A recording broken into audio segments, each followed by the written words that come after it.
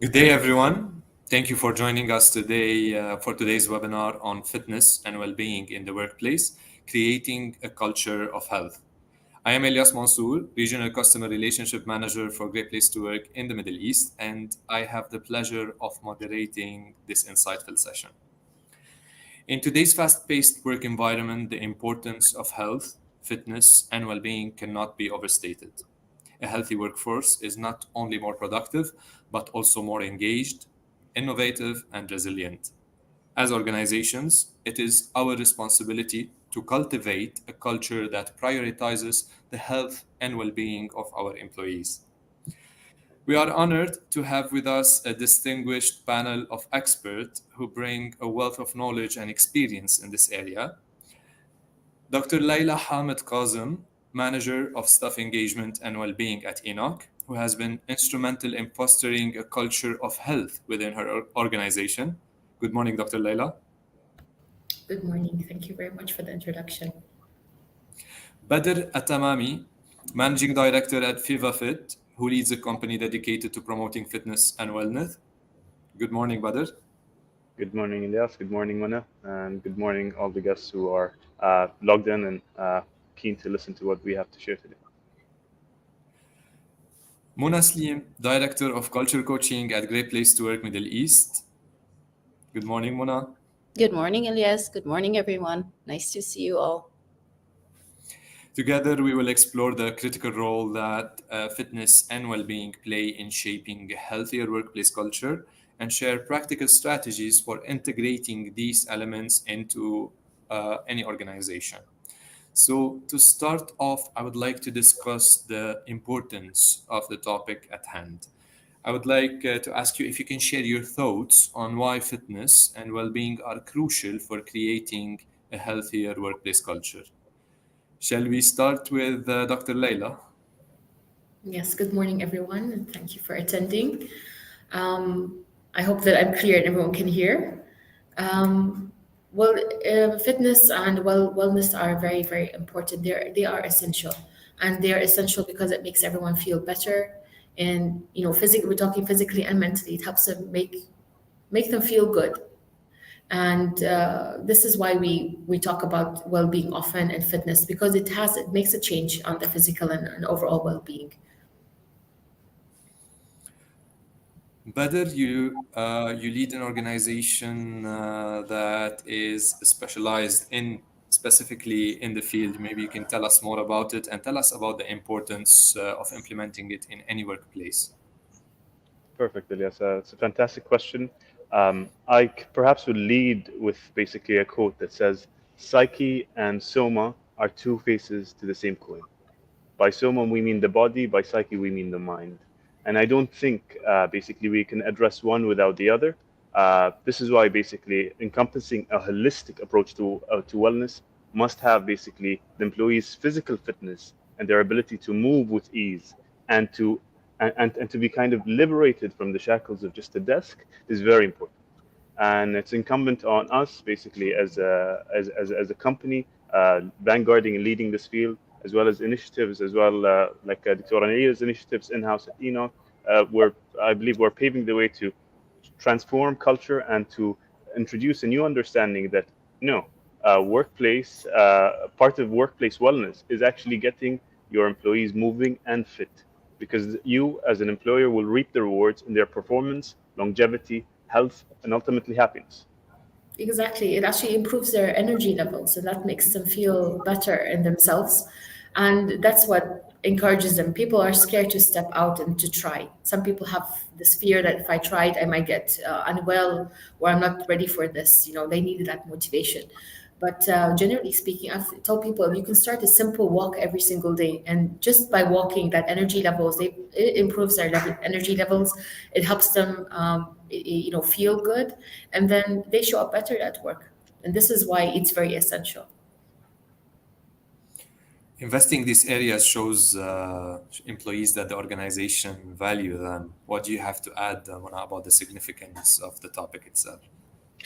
I honestly am so proud to see that these two companies have merged efforts together, because We've seen the success at Great Place to Work. We've seen the success of companies investing in the well-being of their employees. The employees, number one, feel that they're being cared for. So when they feel that they're being cared for, there's that sense of loyalty to the organization. And then in addition, so they have that sense of belonging. And therefore, you actually have a long-term employee who feels that he wants to give back. And hence, not only physically does that increase the productivity of an employee, his sense of giving back and his commitment to the organization at large varies. It just changes their mindset altogether because they feel that they're cared for. Yeah, that's true. Now that we established the importance to start with, I would like to turn our attention to the obstacles. So, what are some of the common challenges that the organizations face when trying to integrate fitness and well-being programs? I would like to start with Badr. It's the main obstacle, main challenge is certain basically decision makers cannot see the immediate and tangible ROI. But like everything beautiful in life, it compounds.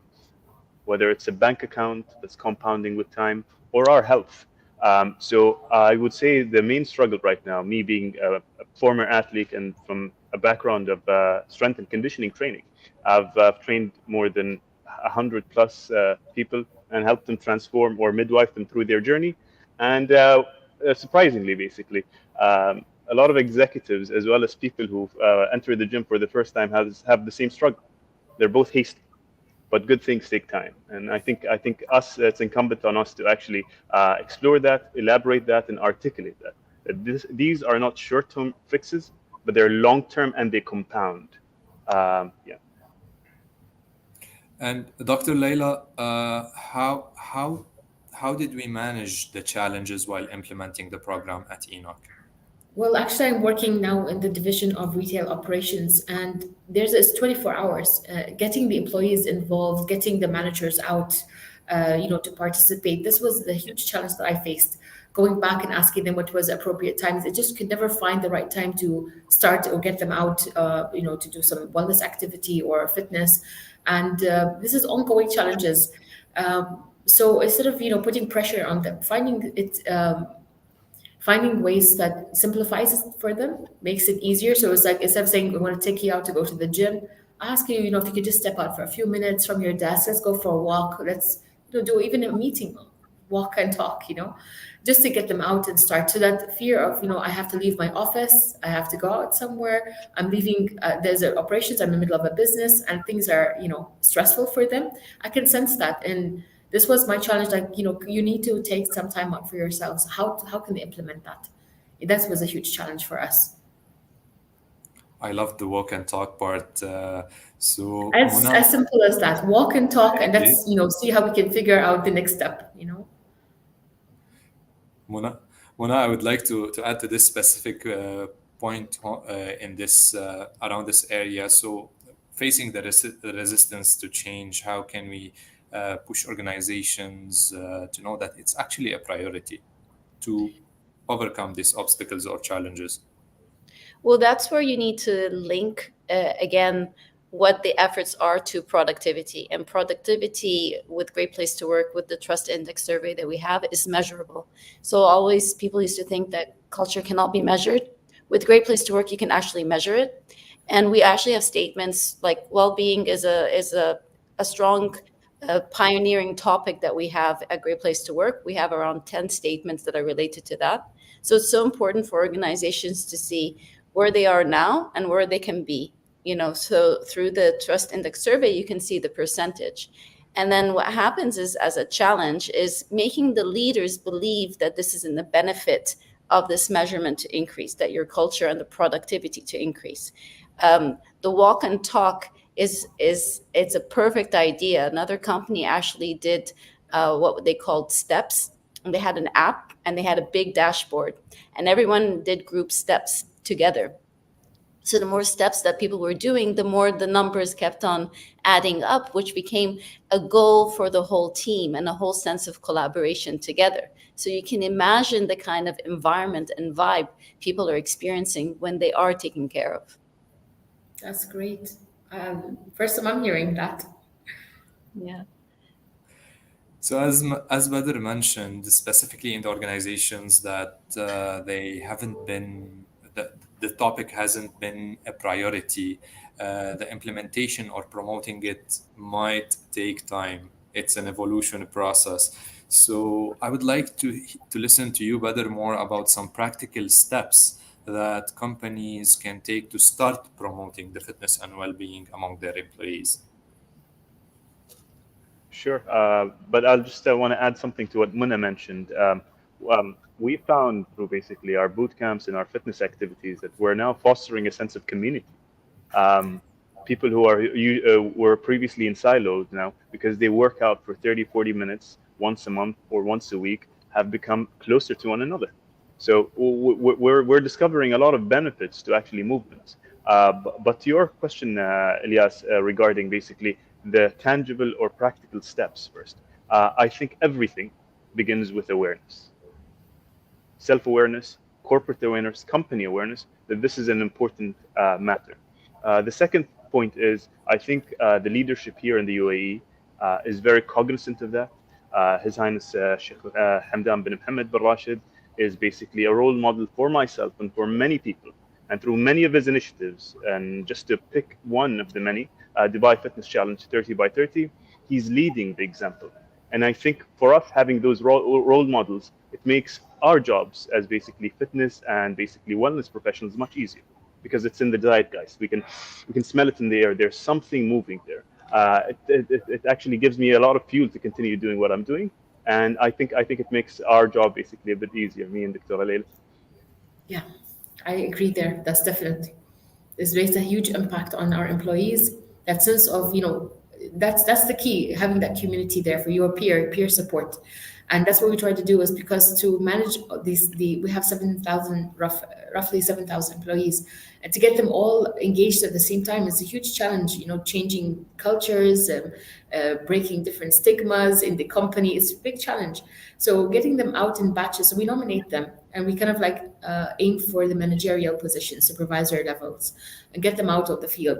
And if they couldn't show up, then there's no hard feeling. We tell them we try next time. Maybe you were busy, caught up with some functions that day, or just weren't well. So we tell them we're going to see you back in another month. And this, promoting and creating the sense of, you're not alone. We're all here. We're all having the same struggles at work every day, and we're here to support each other. So if I'm not there or Badr's not there to run the session, we actually tell them, go ahead, start the session. If we're not there, we're late. Take the lead.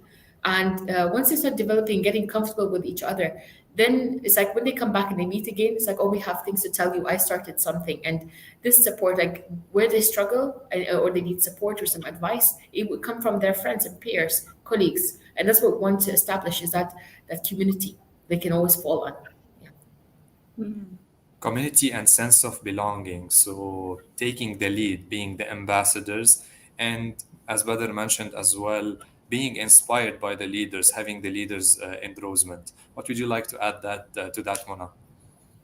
Oh, it's just beautiful hearing this, because one of our pillars is the sense of pride to an organization. It's one of the 5 pillars of our focus areas.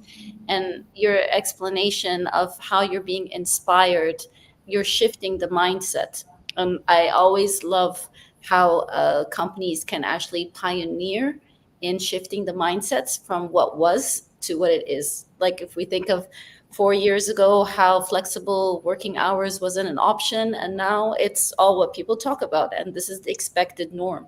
The expected norm should not be burnout. The expected norm should be taking care of yourself and being extremely productive to the organization.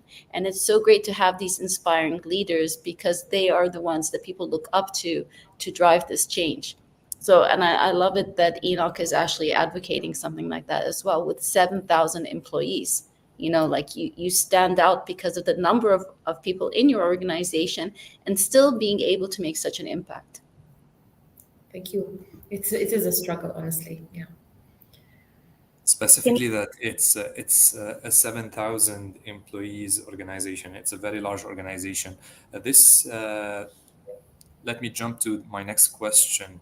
When we think of small businesses who often operate with limited resources, Yet they too can foster a culture of health indeed. So, as Great Place to Work, we have the pride in supporting organizations from different sizes in creating a positive work culture while recognizing their efforts through the certification and the best workplaces lists. So, how can small businesses with limited resources effectively promote it?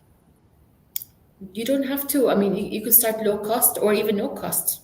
Walk doesn't cost anything. You just need to come up with the plan how you can initiate things. So just walks in the morning when if there are a group of people who show up early in the morning, you tell them, why don't we just take a morning walk, together as a team, just walk, just to break the ice, starting up first thing in the morning. People have to travel from different destinations to reach to work. And then I tell this because we're working with people from the operations, and that's from the petrol stations.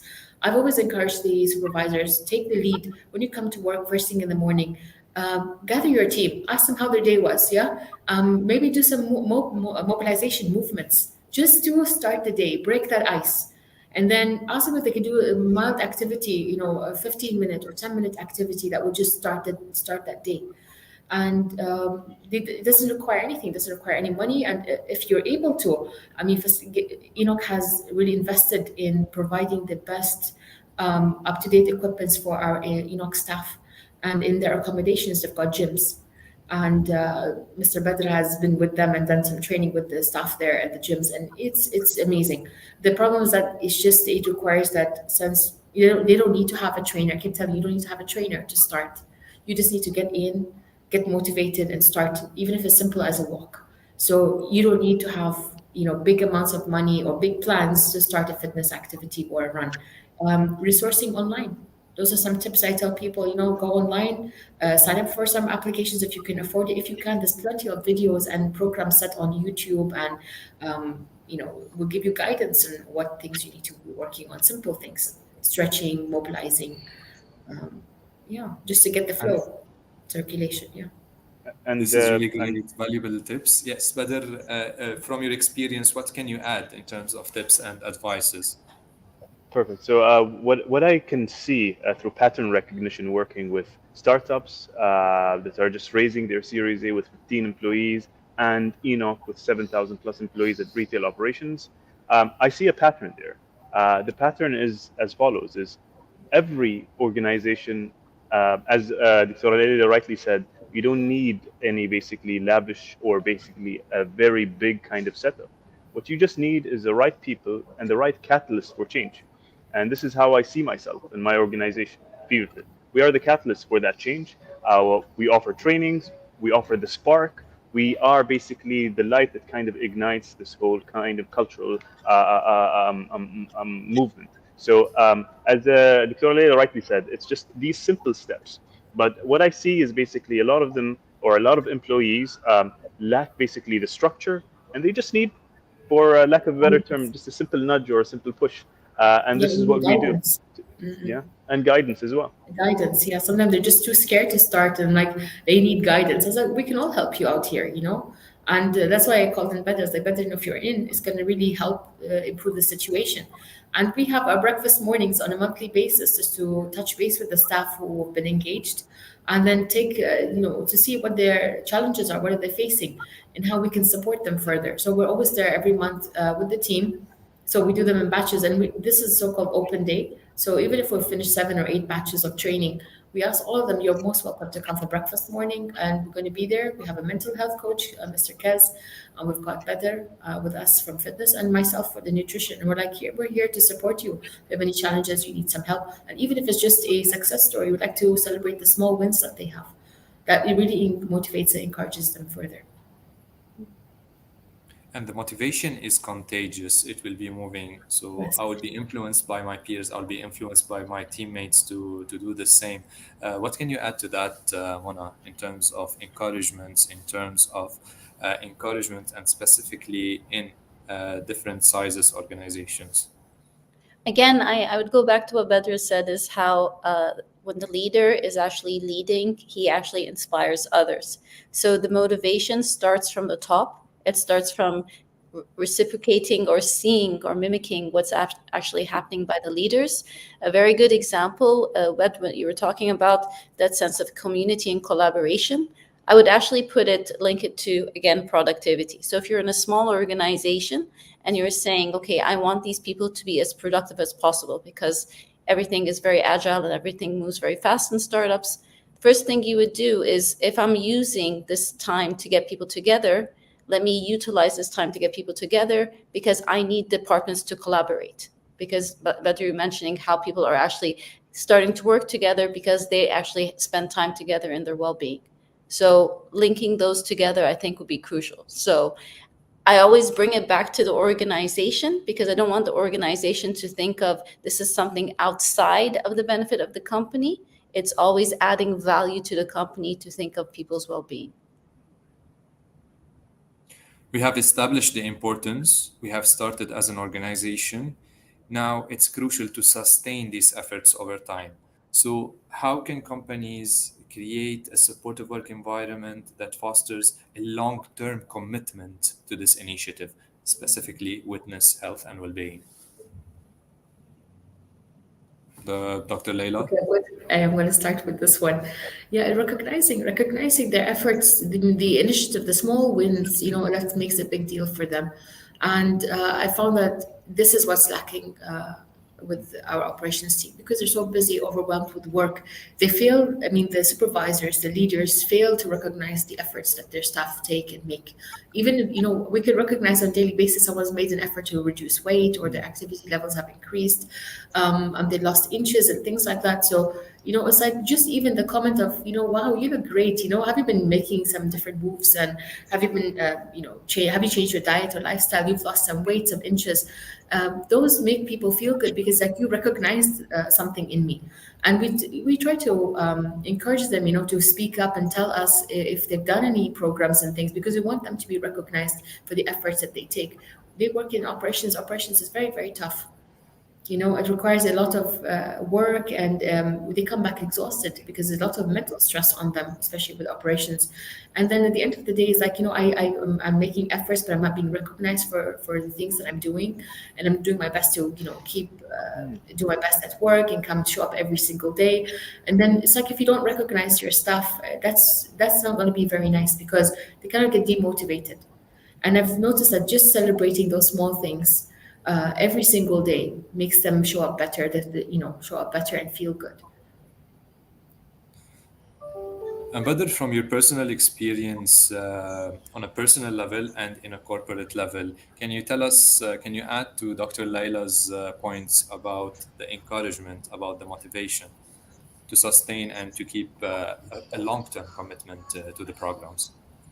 Fantastic. So, how I like doing it and how we've been implementing it with a few companies at the moment is a more structured and systematic approach, which is basically following the employee, measuring and getting a baseline of their blood pressure, systolic and diastolic, their weight, their height, and calculating basically these metrics and tracking them through time. What we can see is once that's initiated, there is basically a movement in the needle for the employee's individual wellness and health. And I think that helps with sustaining the motivation.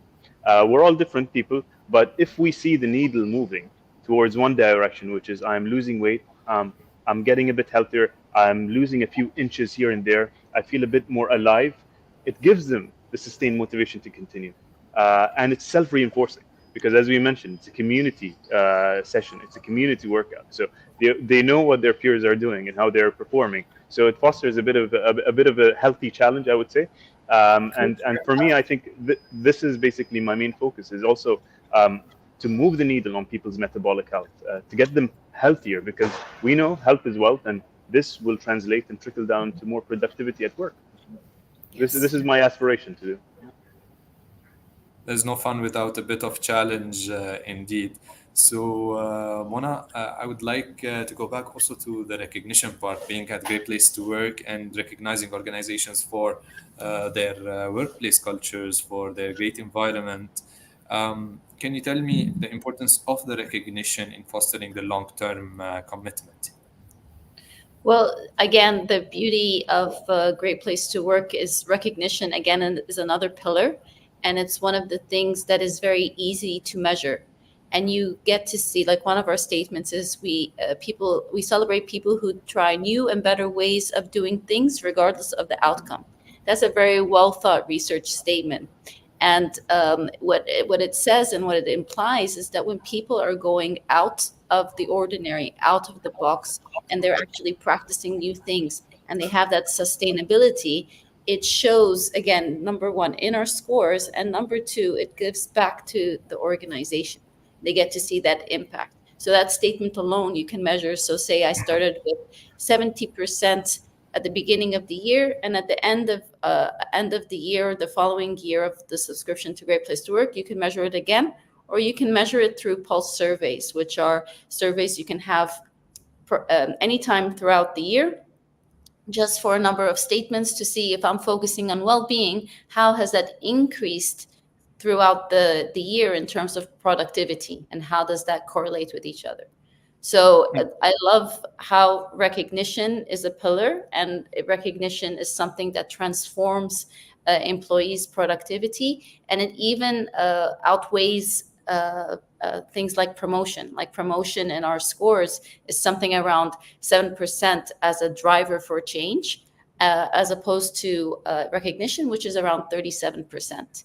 So having that variation shows how important someone is being recognized throughout the year, and that impact that it has on him. Seeing the numbers will create some sort of accountability and motivation at the same time. So it's important, as you mentioned, Mona, to measure the improvement. Badr, what are some practical ways that you help or you support organizations in measuring the success moving forward? So we know that basically the collective is the sum of the individual.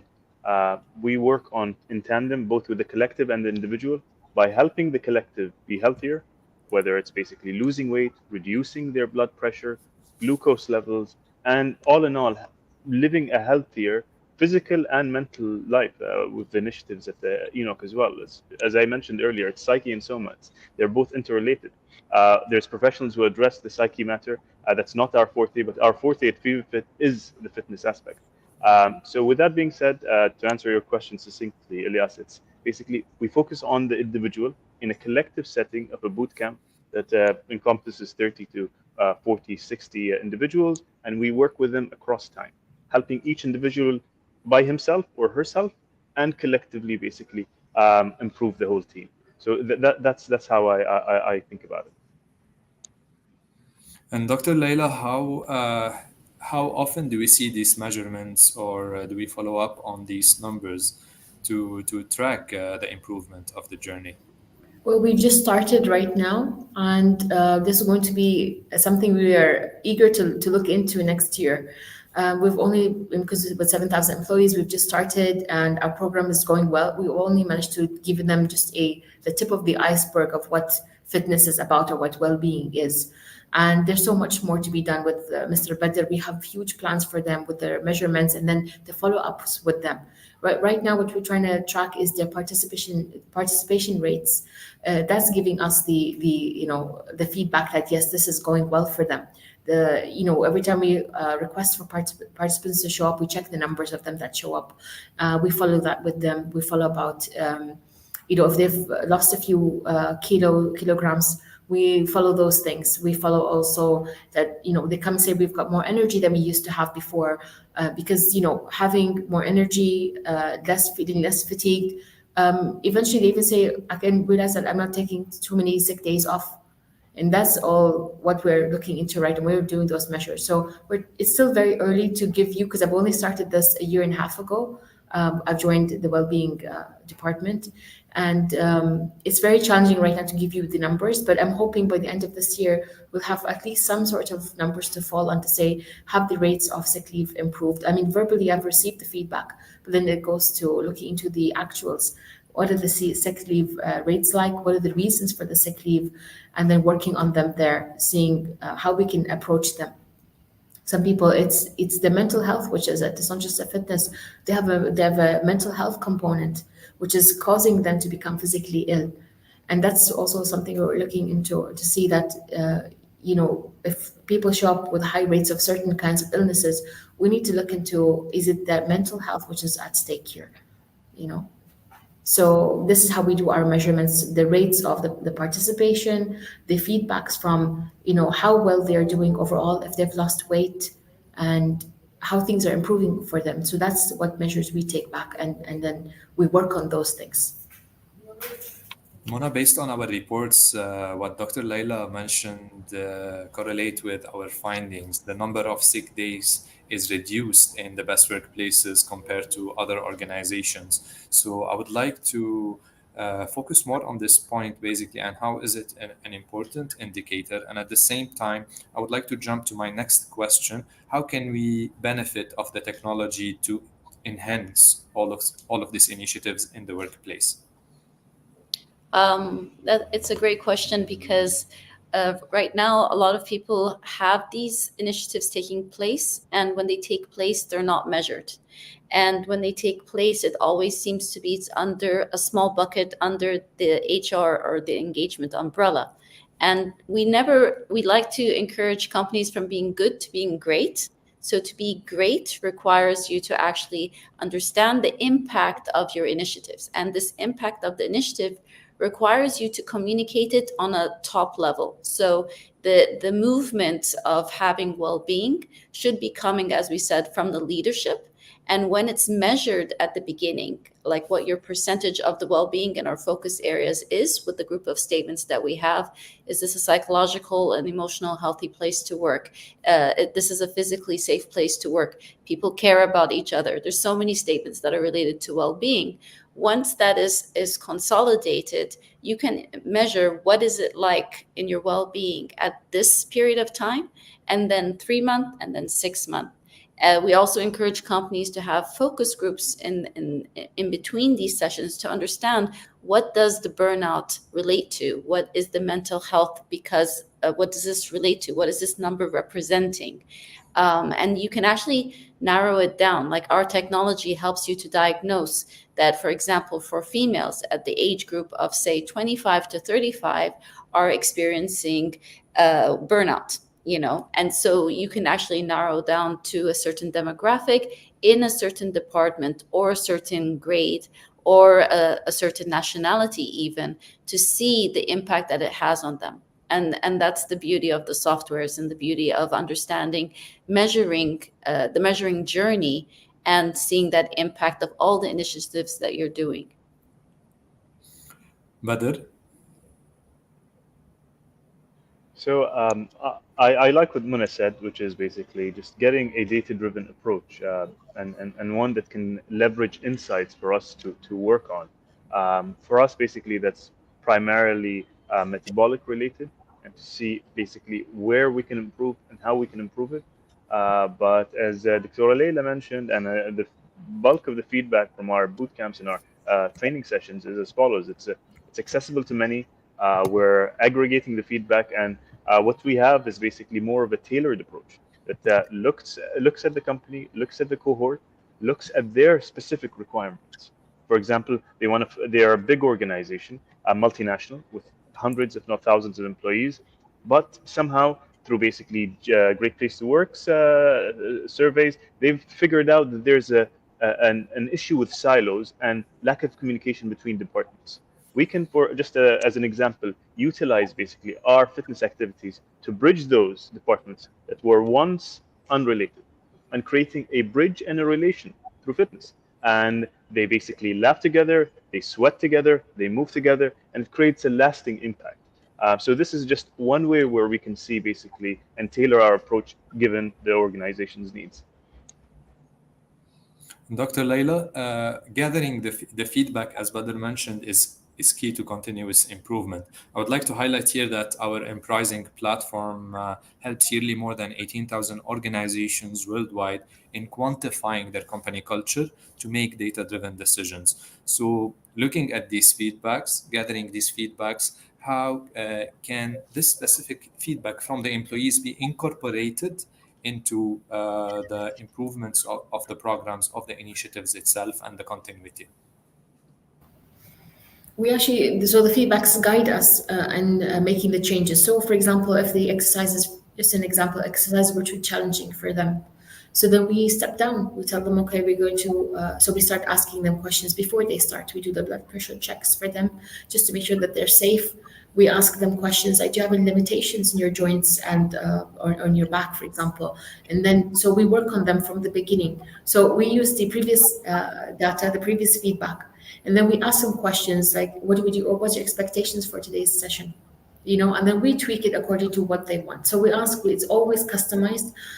I know it's very difficult to meet the needs of every single person, but then we tell them there's always adjustments. So if we've got people who are like, no, I'm okay, I'm all fit for today's activity, but someone has limitations, we tell them, we'll do it for you a slightly or something which is at the lower level, where you're still doing the same activities, but just less intense, so that they don't have struggles accomplishing that day. And I always tell them, today is a fun day. It's not meant to be, a huge challenge, or it's not going to be documented in any way. So it's just here for you guys to come out and have fun. So if you can't do anything, don't feel shy. Put up your hand and let us know that you can't do the activity for whatever reason it is, and just enjoy the movements. So this is how we customize it. We take their feedback and we make the changes. So every time it gets better and better. I mean, from the first time we started, I know I had a couple of cases where they fainted. They had the blackout, and I was like, weren't they were shy to say that I'm not able to do the activity, or it was too intense for them. They were pushing. I'm like, you guys don't do physical activity regularly, so it would be advisable for you to, to let us know that you're not feeling okay. And it's okay not to feel okay, just let us know so that we can tweak it for you. We can make it easier for you. And you just sometimes just need to take breaks, more frequent breaks during the sessions. And then we have them at some point at the end. If they're really up for it, we ask them individually, are you ready for this challenge? We're going to challenge group A and B, for example, make it fun. So that's it. That's how we work with them. And I've seen that tailoring it to this, so basically it's individualized almost. It's almost individualized, because we ask them, how do you want the activities today? Do you think this is fair enough if we do this, if we challenge you? Are you happy to do the challenges today? So we ask them the questions. So they feel included because it's personalized. Yes. I'll jump to the question to you, Badr. They feel included because it's personalized to them. So tell me more about it. Okay, so it's super personalized. It's super also tailored. As Dr. Ali rightly mentioned, there's a lot of employees at retail operations at ENOC. So we've divided them into batches or cohorts with basically training sessions for each cohort. And myself, basically, I do have an eye for the group, and I also have an eye for the individual. So as Dr. Leila mentioned, we tailor the exercise depending on the needs, limitations, and basically capabilities of the individual. So it's all encompassing. And some people are basically more challenged. So basically they overexert themselves. We tell them to calm down. So right, this is just a fun activity. We want to have fun. We want to enjoy ourselves, and basically do it risk-free and injury-free. So it's very tailored. It's very individualized. And after that, basically, we divide them into a cohort and create some sort of a WhatsApp group where we can continue that communication until our next session. We found that to be very effective, a medium to maintain that relationship with the employee for a long time. Badr, I have a question here. Do you think that potentially, if the endorsement is there with the organizations, challenge between different organizations will encourage more people to join and to be representatives? Of course, that's 100%. I see Dr. Leila smiling. We've got great plans. We've got great plans to participate in government games, inshallah, and their next iteration, 2025.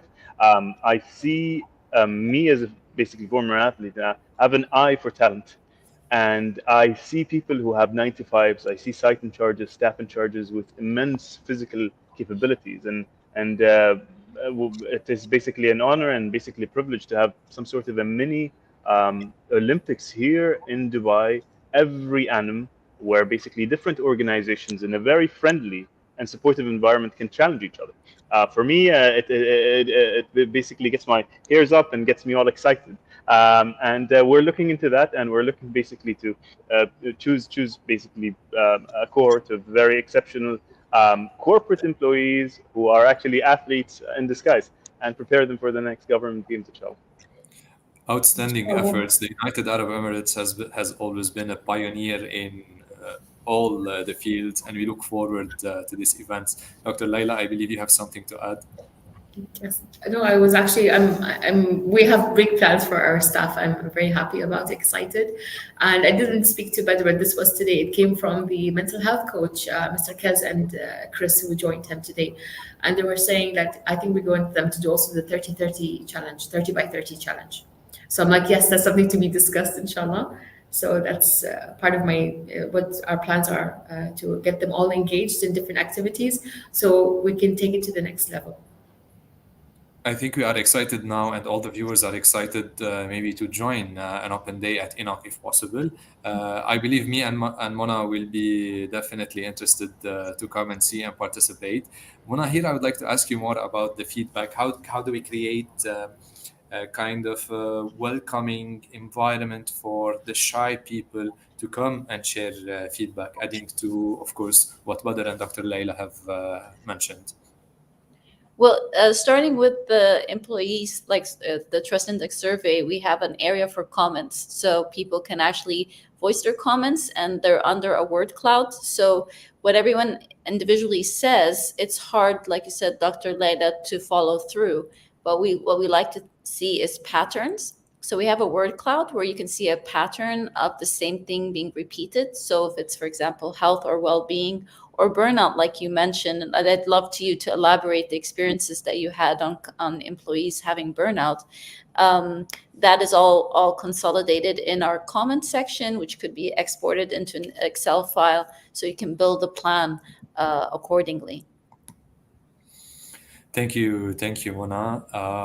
So one very important element that was mentioned previously in all the discussion is about the peers, it's about the support, it's about the teamwork. And I would like to go back to that specific point. It's not surprising that camaraderie is one of our main dimensions at Great Place to Work. So support from the teammates can greatly enhance the success of these initiatives. And we have mentioned it before, but I would like to highlight it again. So I would like to listen more about examples of how the teammates can support in the success of these initiatives. Badr, Dr. Laila, whoever would like to start. Dr. Laila can go first. Okay. To be honest, how I see it is because we have our sessions, our fitness sessions, in a group setting with employees. At ENOC, it ranges between 30 to 40, sometimes a bit less. But what happens is we put them in a team setting where we kind of divide them into two separate teams, Team A, Team B, and organically, basically, they choose their own leaders. And what happens is basically it's very challenging between them, and they are challenged. We usually basically how I modulate and how I program the exercises as follows. The best team with the best time to complete a circuit of an exercise wins. So we found that basically it's not only basically fitness, it's also team building, and also I was very, very delighted and surprised. It's also creativity. So I structure the workouts in a way where, yes, you can complete it the fastest using brute strength and muscles, or you can actually maybe sometimes use your mind and do something else and finish it faster. So I've been very surprised that some teams actually did that and basically saw how basically intelligence and muscle and teamwork works all together. So that's how I see basically fostering, Elias, collaboration between people. It's through movement and through fitness and through these team exercises.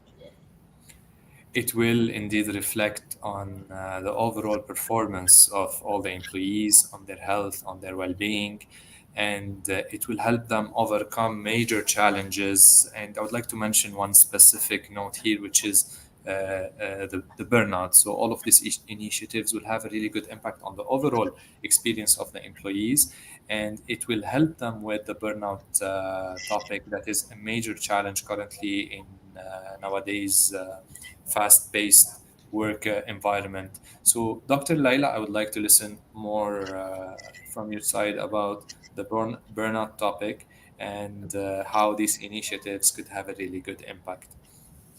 Okay, I'm going to speak to you about burnout because I personally faced it myself. And a lot of people, because Dubai and UAE is fast paced, we are, working against different companies. We're trying to challenge benchmark every time, different entities, even amongst different countries as well. And this puts a lot of pressure on an individual, to show up and and do perform their best. And work never ends. Work never ends. And once an employee gets lost in that, it's sad because you lose your health to it. They don't realize how stress can impact their bodies severely, and because they're so focused with achievements, and they exclude themselves from the equation. They need to be in a good state at the end of the day. And when they keep pushing, the stress levels will keep rising until they face burnout or fatigue. And especially amongst women are the most common a group of people who feel the burnout, and it manifests. Many of them been diagnosed with chronic fatigue syndrome, and this is because they've reached to extreme levels of stress that it starts manifesting in physical disabilities. So they've got muscle cramps, pain, unable to wake up in the morning. Many people, they would start off the week very well, Monday, Tuesday, Wednesday. Come Wednesday, they are extremely burnt out. They are not able to cope with the rest of the week. And you find that people who have those sick leaves, especially women, when you ask them to hand in their sick leaves, we find that the sick leaves are always toward the weekend, that they're not able to cope up with it. And that's one of the factors that I would have noticed, especially in the companies. So when women say that I'm unable to cope up and make it to the end of the week, this is very alarming to me, and saying that they're just doing too much. And then they have health issues where they fall sick all the time. And if they don't, and many people still keep pushing on, and people do this by taking caffeinated products. So it doesn't necessarily have to be through coffee. People take energy drinks just to get through the week or get through the day. This keeps putting more burden on their system, until it manifests as mental health conditions. And that's where anxiety comes in, depression comes in, and all those mental health conditions come in. So they're not really sick, having some major issues, but anxiety can be big. Having anxiety because the body cannot express stress anymore, and it manifests in those symptoms. So I had an example where one time in my life I wasn't able to go to big meetings or gatherings because I had fear that I would not be able to get parking. There's plenty of parking, but that fear of not being able to get parking, I may get stuck. So all that actually stemmed from severe stress and burnout. So it had a huge impact. And I was thinking to myself, why am I'm a pro at driving. Why am I so fearful of, parking issues and things like that? And I couldn't understand. And having conversation with a psychiatrist, he said to me, well, this is when the body can't process any more stress. It cannot. So it manifests as fear, anxiety. And so these are things I should inform women that if you don't take a break, you need to have self-care. You need to have pockets of self-love. And this is where people are just, the mind dissociates from the body, and they just kind of like keep functioning, and the mind is telling them something and the body is functioning on its own. This is loss of connection. We need to tell them, they need to start putting themselves back into the equation. By the way, just Dr. Leila Kadam is a physician, but now hearing her, I think she's also a psychiatrist and a psychologist. Well, it definitely shows the other side of the equation from what you are offering to what people are experiencing when the company isn't taking care of them the way that you are, and when they reach the stage of burnout, they are either silent quitters or their productivity is at the lowest stage possible. And Yeah. when you see the opposite of what Bedr's doing in these initiatives, you can see what companies can be as opposed to what companies let their companies be due to just one job after the other without realizing how important mental health is and the physical well-being. And this is the core importance of all of these initiatives. And Dr. Laila's example is from her personal experience and the way she invested in her experience and thought about the implementation of these initiatives is helping her employees. And I hope through this webinar, all our viewers will be inspired to do the same, and all the organizations as well. Finally, it was a really pleasure conversation, but I would like to end with a key takeaway from all you esteemed participants, panelists. So, what would be a key takeaway or an advice that you would like to give to the business community, to the organizations, to leaderships? I will start with Badr, then Dr. Layla, and finally with Mona. A key takeaway that I would leave the listeners, viewers, and us with is health is wealth. You have to invest in your team's fitness and health. You will reap a reward. It might take a few weeks or a few months to tangibly see, but the reward is there. And basically, the ROI is very clear. Dr. Layla? Yeah. So from my side, I usually would advise anybody, even a corporate at a corporate level, start with what you have. Start with what you have and build on that. So that's my key takeaway.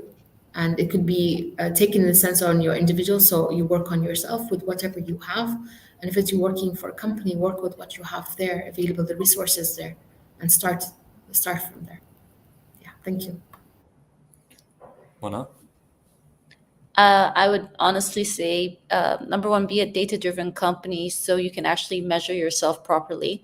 Number two is actually be a leader and inspire others and be a pioneer of shifting the mindset to increase the productivity, hence your profitability of your organization. As we wrap up today's discussion, I want to extend my heartfelt thank you to our incredible panelists, Dr. Layla, Badr, and Mona. Thank you for sharing your insights and expertise. It's clear that creating a culture of health requires a comprehensive approach involving leadership, employee engagement, and a commitment to continuous improvement. Fitness and well-being are not just trends, they are fundamental components to a thriving workplace. By prioritizing these aspects, we not only enhance the lives of our employees, but also drive a long-term success for our organizations. I hope that you leave today's session with practical ideas, inspiration to take back to your workplaces.